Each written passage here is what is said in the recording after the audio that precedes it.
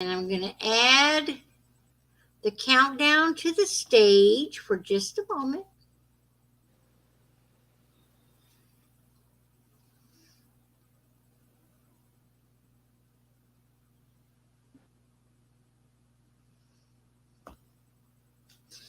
All right.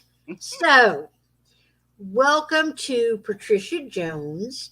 She is my guest this evening on Love Over Coffee. Of course, I met her in a community of narcissistic abuse survivors, in particular, which is Clubhouse. And when we met, um, wow, her story is my story is her story, except as I told Mar last night, you know, trauma is relative because I was involved for 39 months and I know the impact it had. And I know that Mar was around the same time frame, maybe even a little bit less. Pat, 47 years. And I just want to say that where I was could have ended up to be where Pat ended up to be. So sometimes where you think you are and it's way down there, years roll by, don't they, Pat? They do. So I'm here tonight to introduce to you Patricia Jones, aka Aunt Pat. And Pat, I want to start with the same question that I always do, and that is tell us who you are, tell us where you've been, and tell us where you're going. And of course, as always, please tell us only what you feel safe and comfortable sharing. So, welcome. Welcome. Thank you, Tina, for allowing me to share my story. I am 71 years old that met a young man at age 16. He was the only man that I've ever been with. We got married at 20. He is still the only man that I have ever been with. But he was a Christian who thought that he would have a nice wife and a family, but he could run the streets and do whatever he wants. And then the family is there when he gets tired of running and he come home. I'm sharing my story because you may ask, I was married. I am still married. Unfortunately, it is now 50 years, but I'm not counting. I stopped counting when I walked out that door February 1st, 2020 at 46 years. You put Hey, 46. you know what, Pat? I just realized. Thank God you left before the pandemic. You'd have been stuck with him One, 24. no, Oh my I God. would be in this orange, but it would be a jumpsuit. It would be a jumpsuit. Because Oh my gosh. I got sick in December of 2019 and my shoulder was hurting and I was in pain. So I was under his, I guess, his spell or whatever. And he tried to poison me. And why I say this is after a while, I got up and I said, you know what, I need to move around. And, I've been in the bed for a month. Let me try to do something, get better. And that particular day, that was on Wednesday, he got upset that I was in the kitchen cooking. Well, that Saturday, he tried to give me some, what he called my medicine, but I only take 2 medicines for high blood pressure. And so I became suspicious of what was going on. And I wish I could say that's a rare occurrence, but it isn't because narcissists will do just about anything. Mm-hmm.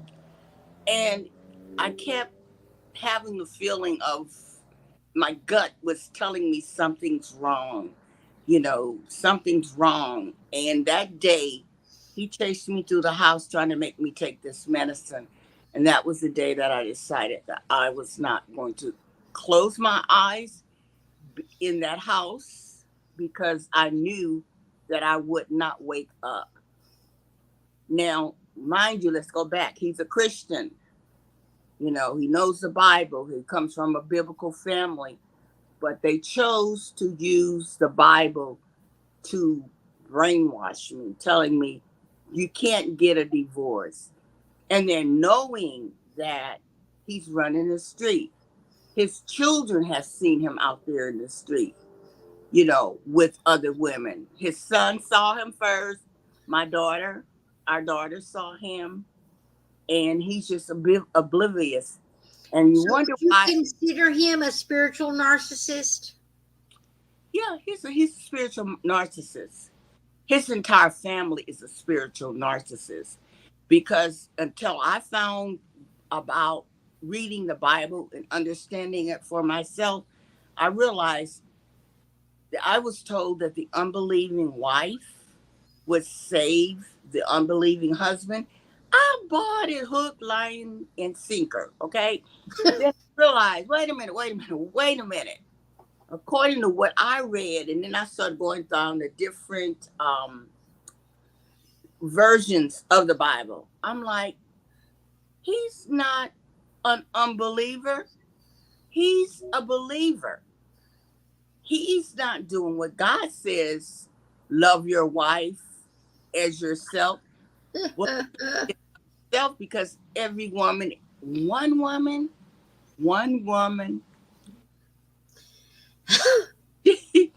he must have got with her in 1977. We got married in 1973. I thought the thing was over with. Why did I see her coming on my steps in 1990? That's when that private life they have and shows up on their public doorstep. And she came to get money from him. And he, oh, well, I can't say this, but he went, you know what? I'm going to be honest. I'm an open book, but I have not completed this divorce. I'm going to tell you enough stuff. I have already completed 4 journals of my years with this individual. He's not a man. He's an individual. Okay.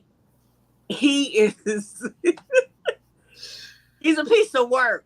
And all I can say is where I'm going, he won't be there. Amen. Amen. Well, so I want to show you a picture that you sent to me earlier. And I want to talk about that woman. Yes. And that day and what she was about at that time. Definitely. All right, so here we go. I'm going to add this to the stage. Tell us about this woman, Pat. This is the woman that left February 1st, 2020. Now, the picture that you're looking at was April 23rd, 2020. I had got enough courage to look at myself because when I go in the bathroom to wash my face, it wasn't me. It wasn't me. It was a lady, old lady in the mirror. It wasn't me. Pat, that woman, I don't even associate her age and her face and her demeanor and you can see the sunken in eyes and the mood and the face. I mean, that is not Aunt Pat. That is not the youthfulness and the energy I see today. Yes.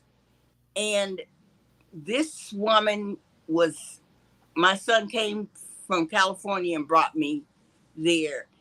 And I had been admitted into the psych unit in the hospital because whatever he was giving me, they had to detox me.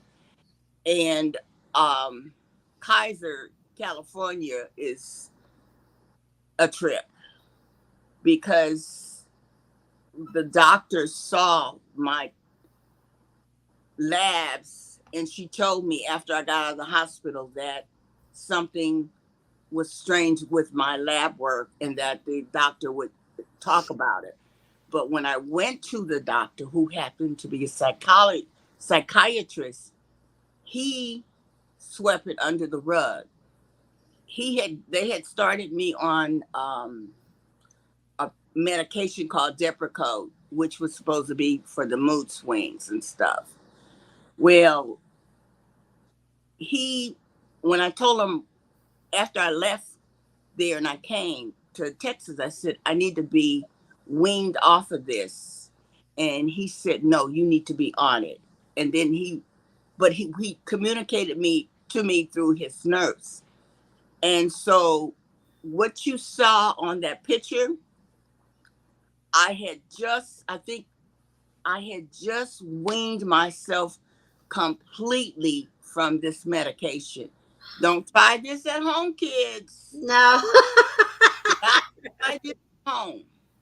It took a lot of praying and believing in God and writing down a schedule and taking, weaning myself little by little and seeing what happens to my body.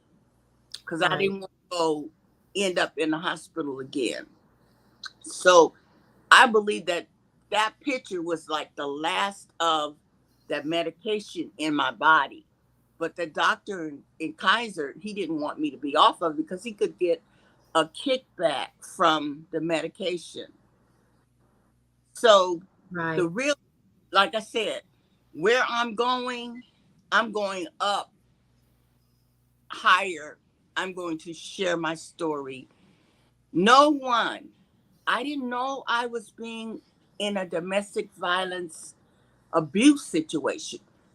But when I got out and I started, I said, okay, my spirituality has been stolen, my mental has been stolen, my emotions have been stolen, finances, we barely made it because he had an allowance where he got money $300 a month, and that helped. And he was working a little side job that took care of his, as the young kids say, his side piece. Oh my goodness, yeah. So But now, what I want to drill into this conversation is I'm coming from a perspective of a Christian, so my standards are higher than normal. And you don't need to anyone to tell you anything. You need to read the Bible for yourself and make your own decisions. Because the church, some of the people who knew, they would tell me, "Well, I know you're telling me this, but I just can't believe it." yeah. Well, and sadly, that is common among abuse victims who try to share, and either you're not believed or the details are not believed, regardless of the blame or shame that we put on ourselves or the blame and shame from society.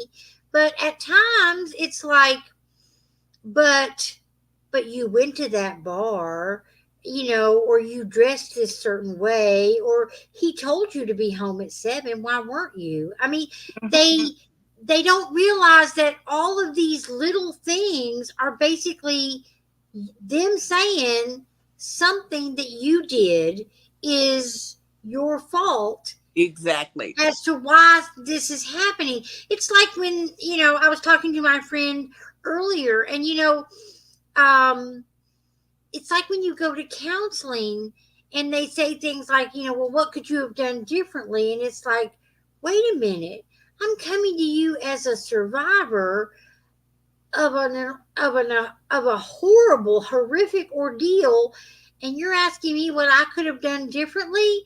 I loved someone who I found out was a liar, a cheater, and everything else, but somehow I was supposed to do something different. It's like I don't even know what's happening yet, and you're telling me I could have done something differently. Okay, so let's talk about, because when you left that relationship, you were diagnosed with PTSD. Yes, yep. So let's talk about that a little bit, because I know that's also been a journey. That has been a journey. I was diagnosed in October of 2020. Um, it was when I moved here with my son. My son was really not prepared to bring me, but he brought me to his house. He lived in a 1 bedroom, 1 bathroom apartment. And we took turns sleeping in the recliner and sleeping in the bed. Oh, wow. My a night owl, and I'm an early person. So he stayed up late watching TV, and during that time he was getting ready to. We didn't know it, but he had to have a surgery done. That's August. So our lease was up in July, so we left and went to an apartment with 2 bedroom, 1 bath, and it was such a big relief because now I have my own room. My daughter got me a bed, and I have my own bed, and so it was just wonderful. And when I look back on it, it's like, thank you, Jesus, for getting me out of here, because I know that if I had stayed, the way my body was deteriorating, I noticed that when I would leave and come visit my son, that I would be better. And then Mm. all of a sudden, when I get ready to go back, that's when all the sciatica problems, the inflammation, and even I had a acupuncture doctor tell me that, you know what, I notice your body's different when you go away, and when you come back, it it starts going right back to the way. Well, and I want to say that's a red flag. That it's a red flag when you start to realize, and believe me, it takes a lot to start to make sense of the nonsense and the bullshit, basically. Right, But when you realize that when the individual is away from you and out of your space and your face and your place, that you start to feel differently. Because I started to notice that my anxiety was coming down. Now, mind you, he was love bombing another. But while he was love bombing another, he wasn't in my hair and he wasn't in the house. And I started realizing that my own anxiety was coming down and I was processing differently. And then I started to realize, as soon as, like Debbie mentioned the other night, as soon as I would hear his car in the driveway, my stomach would flip. My yeah. head would go, oh shit, he's home. Mm-hmm. And it was like, it was, and I remember telling him, I'm choosing not to be here when you're here. And I'm liking it when you're not here and I'm here by myself. And I said, those two things tell me that we're either going to get it together or we're not. Because I I feel like something's coming. I mean, Mm-hmm. I was telling him this, and of course, he's like, well, what do you think is going to happen? And I said, well, I don't know. I said, I know I'm working on myself, but what are you doing? Well, he's working other women. This this joker was too. He even got to the audacity to tell me, "You ought to be happy. You got a husband. You got 2 children that love you. You have cars. And it's like, but I don't really have a husband with you running up and down the street. And I stayed. People may want to know why she stayed. I stayed because my children were asthmatics and they were small, and I didn't want to. My daughter, if you looked at her a certain way, she was in Cedar Sinai Hospital in a full blown asthma attack, pushing her down, running down the hallway with the bed because they given her all this medicine. Right. And particular time, he was going to Arizona to see his side piece. I was gonna say his side chick. His side piece. And I got the number one time and I called him because this was before cell phones, and I called him and I said, you won't believe this, but Kathy's in ICU. Don't tell me that. Where you get this number from? And I said, well, I thought you might want to know. He didn't believe me, so I hung up the payphone. I went back to the floor. As soon as I'm walking in the door, I heard the nurse say, hold on just a moment. She said, there's a man on the phone, Mr. Jones, that's claiming to be your daughter's dad. I said, yeah, that's him. I said, hung up from him. He doesn't believe she's in ICU. So, yeah, tell him whatever he needs to know, you can tell him. I give permission. And mysteriously, he left Arizona and he came to the hospital. But, I could see how he didn't care about me. He was just going and coming. I'm thinking, okay, he's going to get better. See, that was my thing.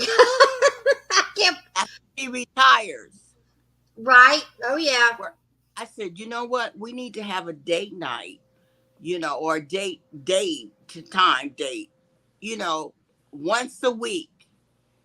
And I said, you're going to be responsible for that, because I did everything. I took care of the house. I took care of the children. His side piece took care of them. I was like, I used to tell him, I am the only married virgin that I know of. He had nothing to do with me. But I stayed, but I kept getting little pieces and little chips. And his nephew got killed in 2016. And we went to the funeral services. He always wanted to portray that he was not with me. It was like we were friends. When his dad died, he had to walk his mother. And I'm like, you have two brothers. They can walk with your mother. No, I need to walk with my mother. That was to give the impression that we weren't together. Welcome to my world. Yep. In 2016, after we went to the cemetery, we came back. My sister-in-law's sister was standing. I was walking by, and she was standing with a group of her friends. And she did like this. He was passing by. He passed up. He turned around.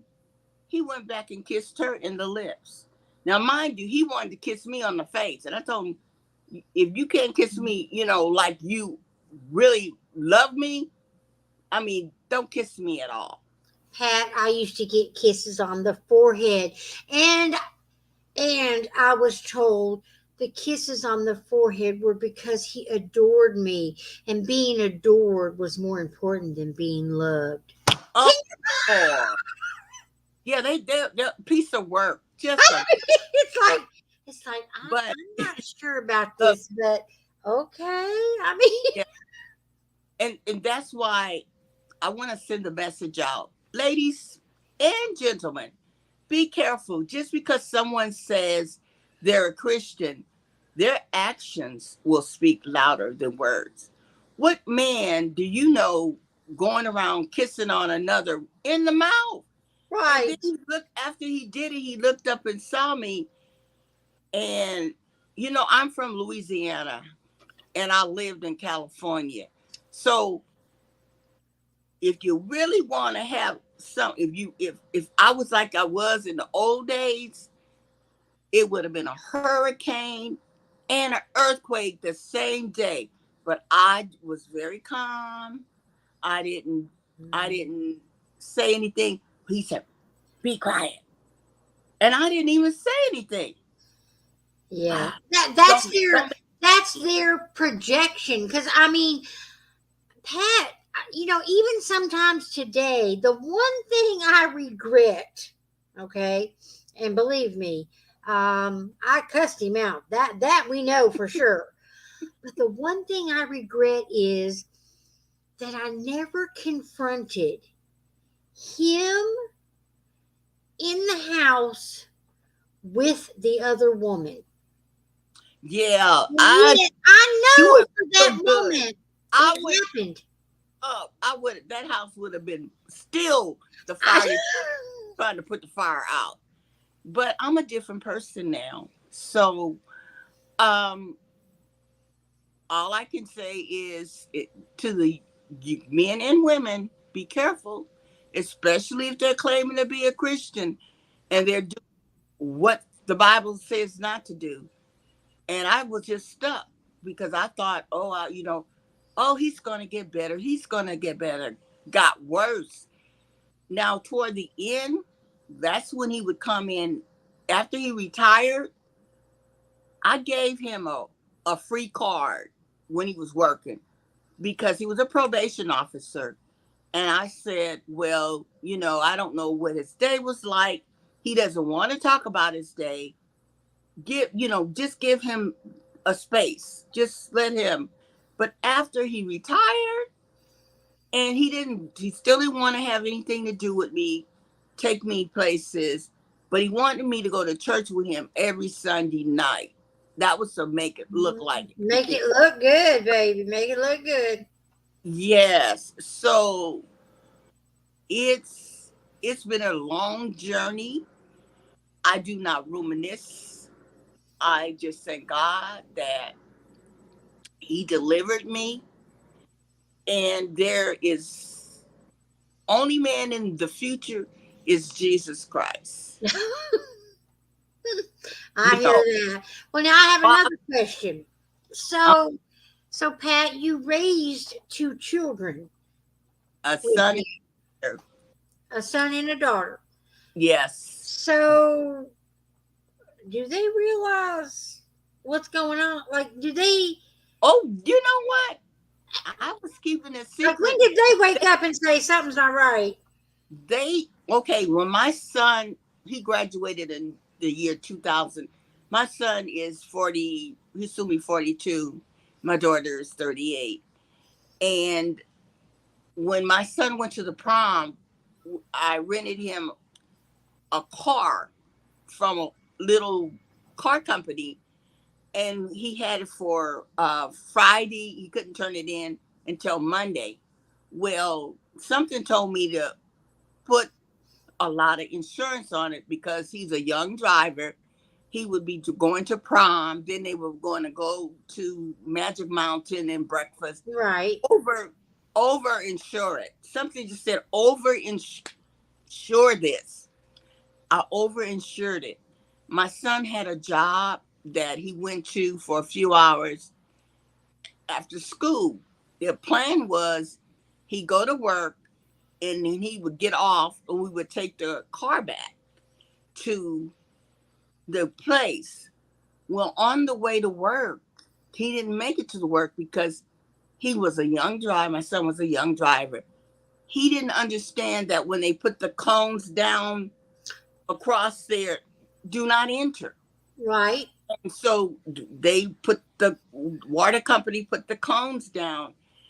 As my son is driving up the hill, the water company opens up the water thing and lets the water out. My son was floating. The car stalled on him. So he got up on top of the roof. Well, wouldn't you know, my son is big, is 6'3" or something.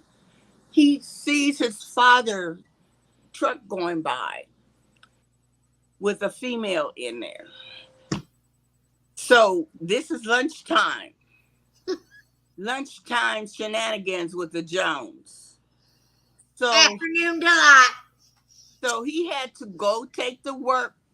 He stopped the car as if my son didn't see the lady. He stopped the car.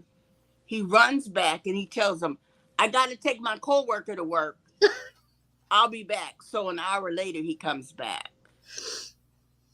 My children knew about things, but they knew that I really, truly loved him, and they didn't want to break my heart. They didn't know that. I think your children might be watching because one of them says, yup, he made me wait. I'm thinking that might be the son that's over here on this thread here. Welcome. I love your mama, by the way. Yeah. And I do adore her, but that's a different issue. On the other side that I dealt with. Goodness, I have found in the course of 3 years, number one, you can't make this shit up. That's what I keep telling my therapist. And number two, there ain't no short story. there ain't no short story that is short on nonsense, BS, craziness, chaos, confusion. There is just no shortness of it when you have dealt with a narcissist or some kind of abuser. Because I tell you what, they will say the craziest things. I mean, and I'm not going to ask you tonight because I know you're coming back. But I swear to goodness, Pat, you crossed that line where it's like, buddy, I already know the truth, and I'm just going to ask you the question just so I can hear how stupid you are. Right. By what lie you tell me. Well, he put me on silent treatment. And at first it kind of upset me. And then when he forget, he would say something. And I'm like, looking around, just the two of us in the house. Are you talking to me? Yeah, I'm talking to you. Oh, so you're talking to me now. When I say that I am entitled to an Oscar, an Emmy, BET, whatever awards, I need that award because people never knew. They never knew because when that door opened and we stepped on that porch and we went out, and he always such a gentleman. He opens the door and lets me in and close the door and all of that. Everybody thought that we were the couple. Right. Hold on one second. Let me pause for a moment. I'm going to pause this for a moment. Hold on, everybody.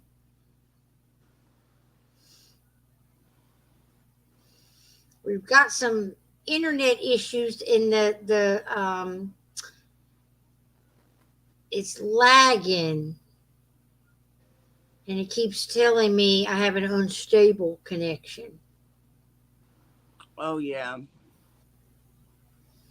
Are you there? Okay. We're back on TikTok. We have a little bit, it's amazing between the laptop and the TikTok, the lagging. Sometimes you may need to go out and come back in because there's nothing I can do. I am on the TikTok live, and then I'm streaming to a bunch of different places, including YouTube. Shameless plug. If you like the Real Change page, go like me in one of the other places. It helps the algorithm, and we all want to get the message out. So Pat, when you look back, hey Eddie, long time no see, Eddie. So when you look back, what were some of the early red flags, other than the fact that you were Christian and wanted to make it work and do all the things that were good for being Christian,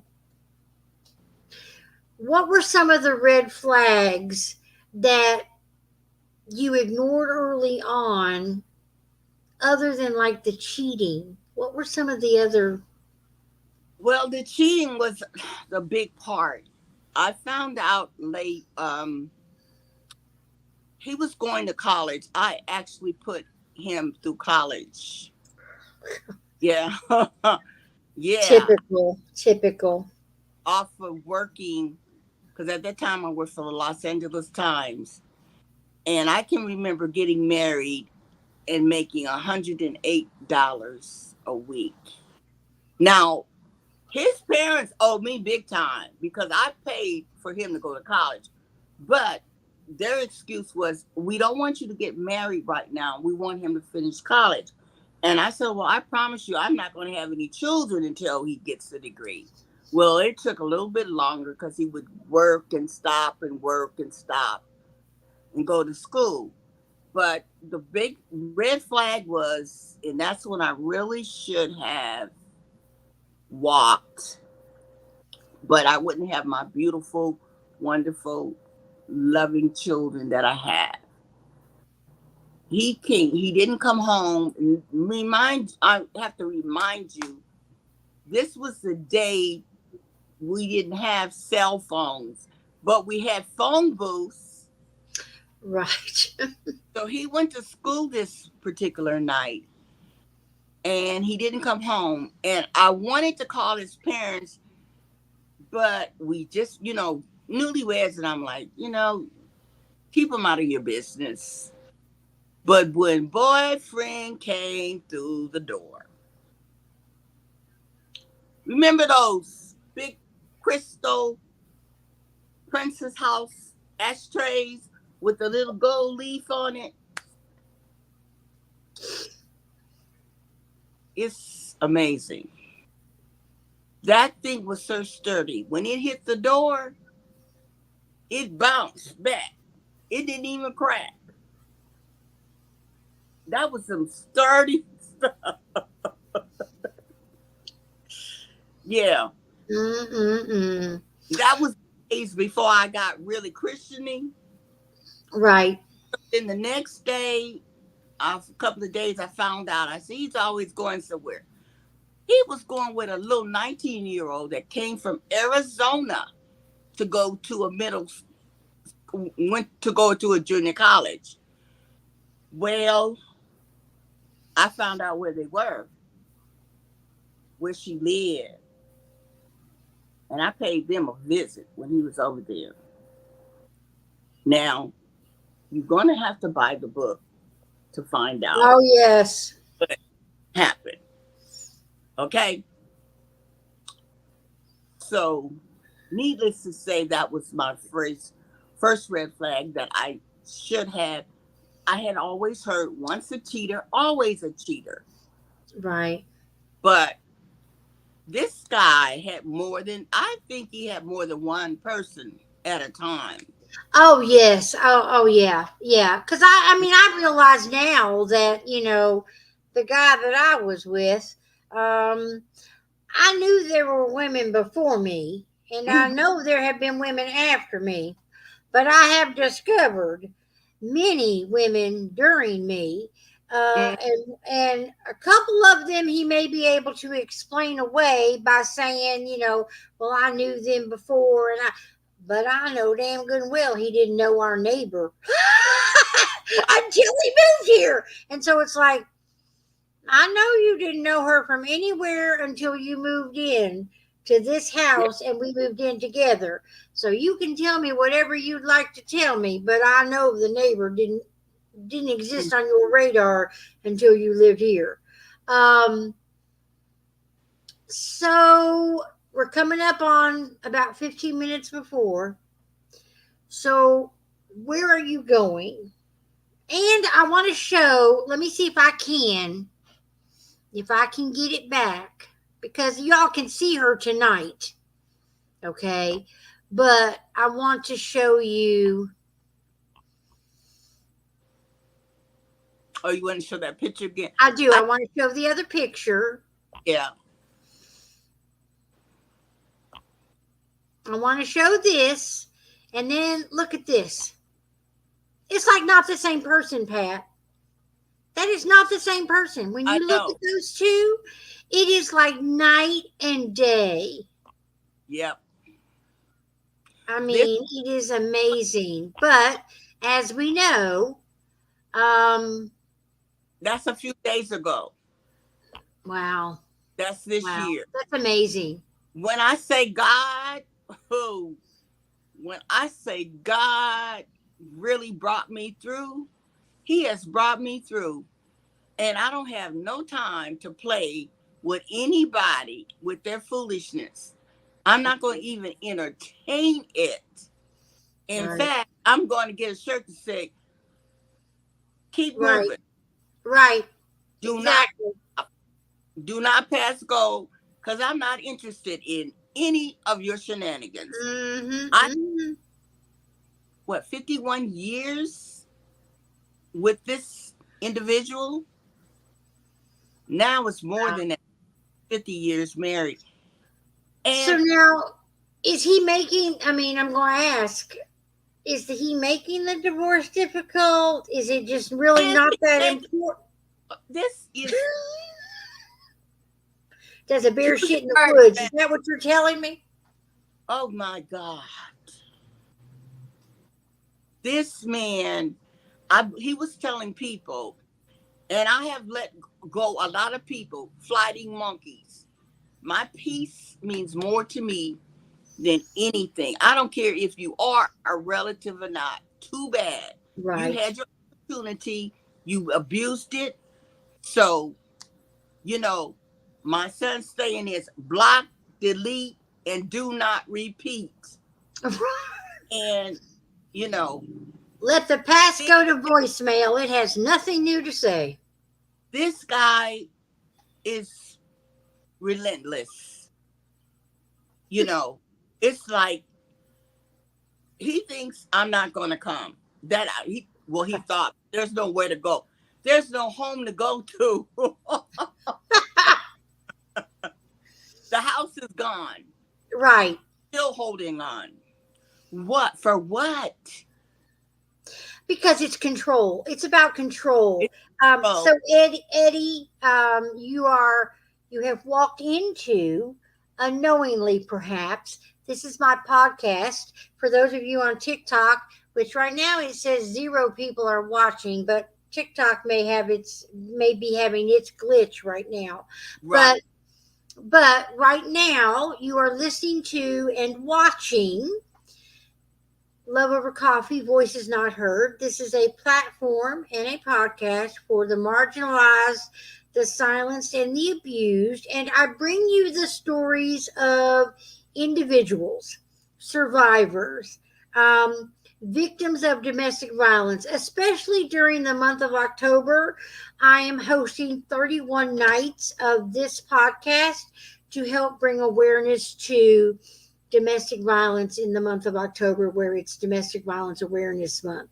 It is also Mental Health Awareness Month. It is also Depression Awareness Month.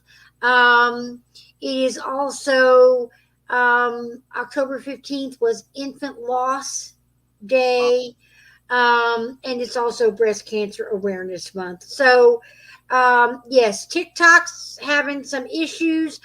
If you cannot see or hear, please go over to the Real Change page, REEL Change, on the Book of Faces.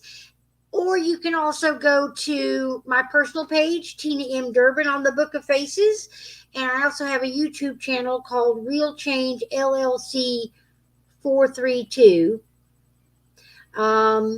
because that's how YouTube wanted me to name it, and so I had to go with it.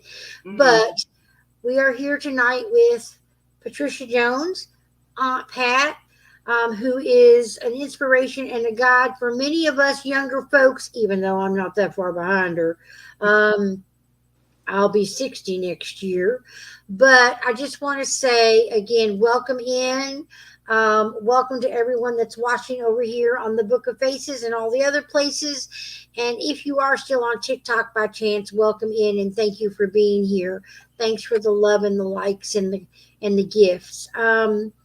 So I'm go off camera, but I'm still here. okay, all right. So Pat, other than your book, what else are you doing? Because I know you do a lot with advocacy. So, what is going on in that arena? Well, I'm kind of limited due to the fact that I am still legally married. Mm-hmm. But my goal is once I am divorced, my Mm-hmm. is to take my show on the road. All right. I have spoken. I'm on Clubhouse, so I've spoken to people through, how they connect you through the Clubhouse thing. Oh, yes. And I have spoken to people that are in England. So domestic violence is not just a United States, it's a national um, pandemic, if you want to call it. Right. But it needs to be more focus needs to be on healing people, because Right. just like in school when the boy was pulling the little girl's hair, Yep. that was because he saw his daddy pull his mama by the hair. But what do we tell them? Oh, don't worry about it. He likes you. All right. It's so Stop telling cute. him. Find out what the root is. Find out what the Right. problem. Well, So, and as we know, I mean, um, narcissism may come from trauma, but it is also groomed by a culture and a society that accepts certain things as normal.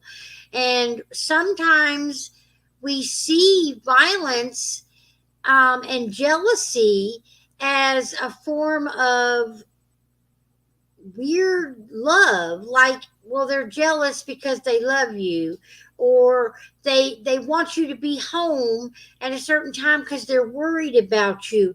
And yes, some of those things may have an element of truth to them, but an abuser takes that truth and spins it to an extreme degree. And when you can't wear what you want, go where you want, do what you want, and say what you want, think or believe what you want, or feel what you want, that's a problem. That's control. And that's mhm, not control that's healthy. correct. And I was controlled early.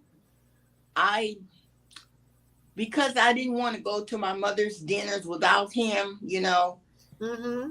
me and my children, sometime I wouldn't go.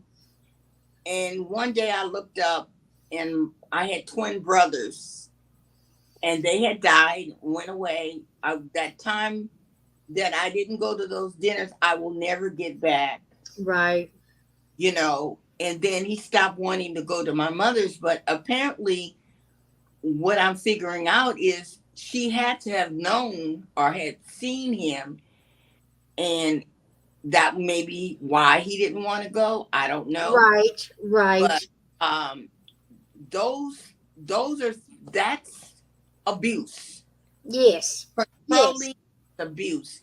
And when I read the Bible and realized that I was committing idolatry by putting him before God, Right. that's I Well, I asked. because narcissists, I mean, they they believe that they are like the center of the universe. They are the be all end all, and you do become their servant.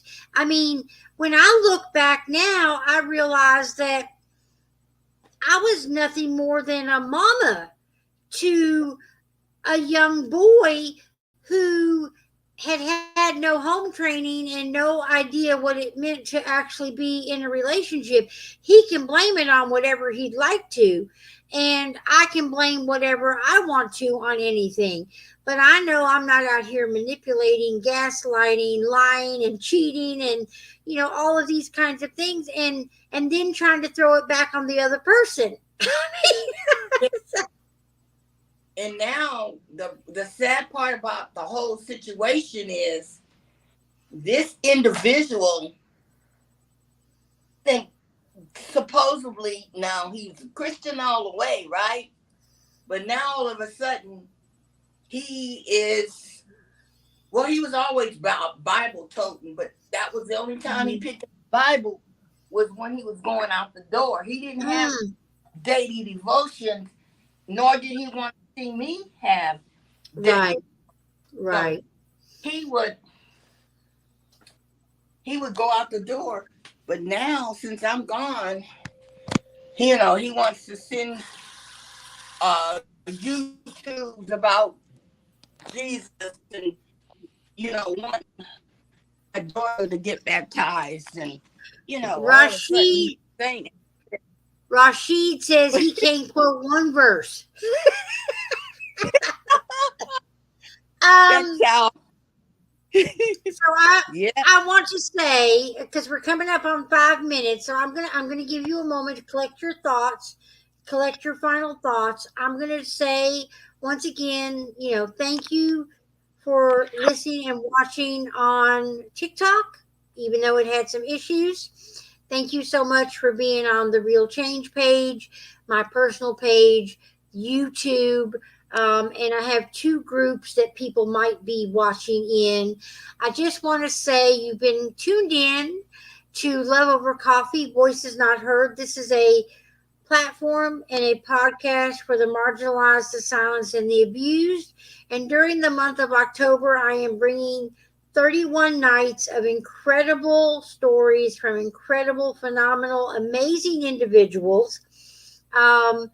Whose story may not be at all like something you have lived or experienced, or it could be something that is familiar. So, either way, I hope that you gain something from being made more aware of the issue of domestic violence.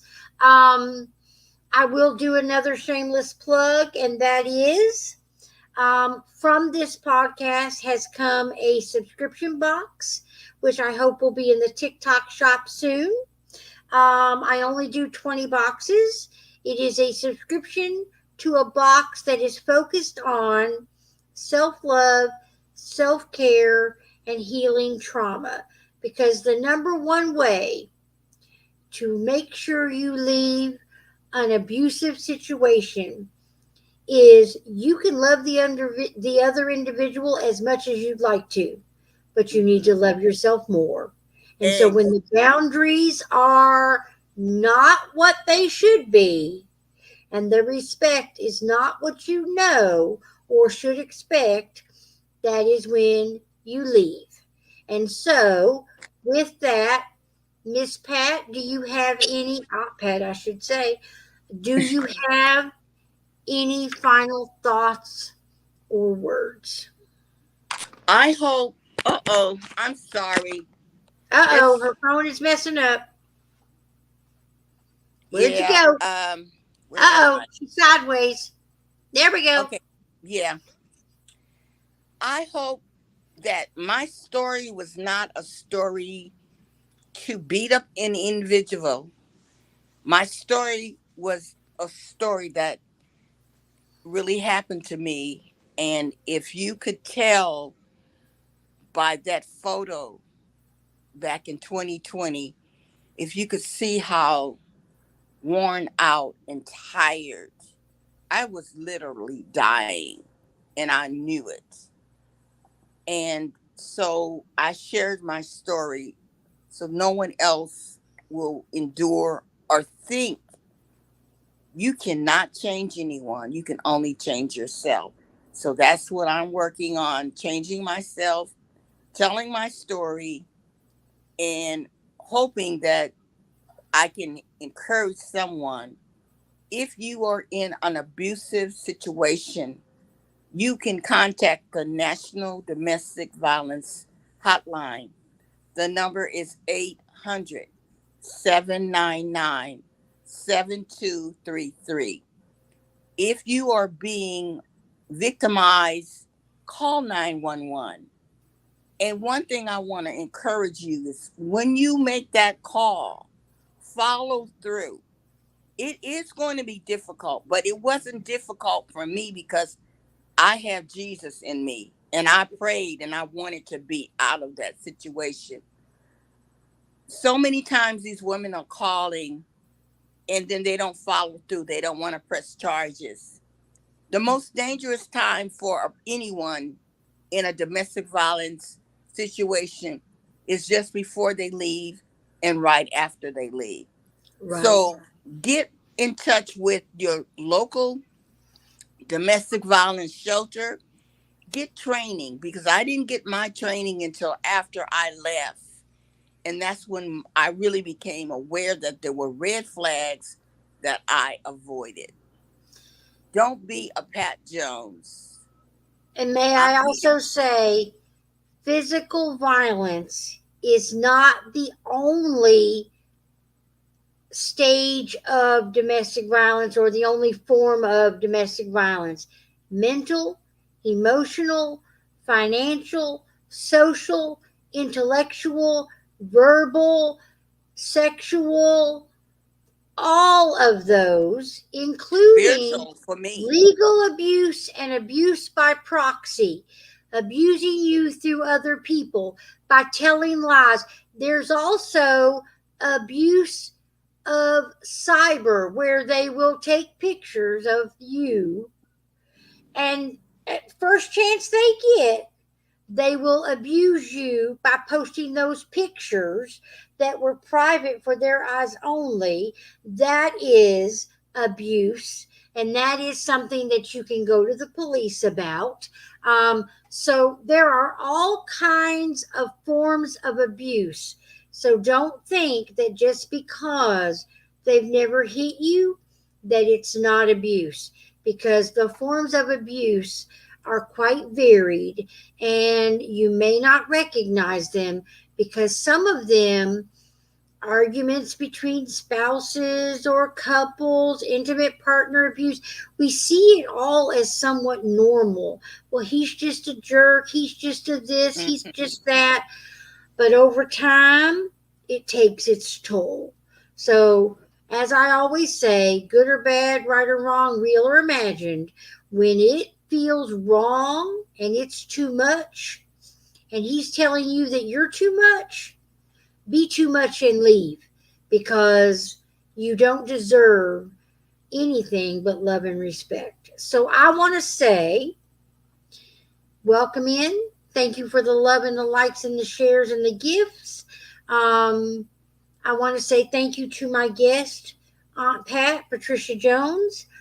And I want to say thank you to everyone who joined us on the Real Change page and in all the other places. Tomorrow night, I have a guest at 9 p.m. Eastern Standard Time, Chef Renata Riley, who lives here in Lexington, will be our guest tomorrow night. And the 20th, we have a victim's advocate from a local police department. On the 21st, we'll give a further update on Gabby Petito, because there have been further developments. And then that's it. I can't remember past that. But most of the nights are taken now. I may have a couple of nights that are open here or there.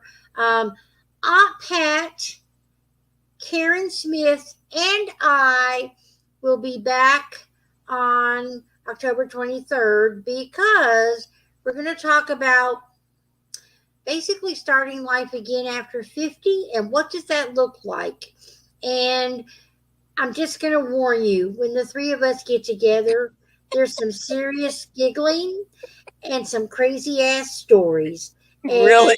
and trust me, I know we each gonna tell a story that is so damn comical that you just can't even believe the lies they will try Yeah. to tell you. And it's all true. It's not made up. Like I said, there ain't no short story when it comes to narcissism, and you can't make this shit up. No. So, thank you everyone for tuning in. We'll be back Thank you. tomorrow night at 9 p.m. I'm going to say goodbye to TikTok. Hopefully, TikTok straightens its butt up tomorrow. So, I'll be there tomorrow. We'll see you tomorrow. Good Good night, night, everyone. Tina. All right. And then thank you everyone for watching in all the other places. Yes, please go like the YouTube page. I'd like to get a little more traffic on there. I'd like to be doing some other things. And it just takes the algorithm. So, again, I've made like 3 shameless plugs tonight between the YouTube, the subscription box, and, but anyway, go like us somewhere else. Pat is on TikTok. She's on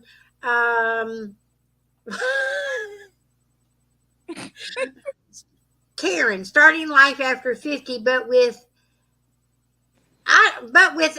a narcissist is hysterical. Right. Ain't that the Right. truth? So thank you everyone. Thank you, Carol. Thank you so much, Pat's kids, for being here. Thank you so much, Lakeisha. We really appreciate your presence. So we're going to say good night and love to all of you. Peace, love, and light. Go drink some coffee. Bye And bye. have a conversation. Go have a conversation. Love over coffee.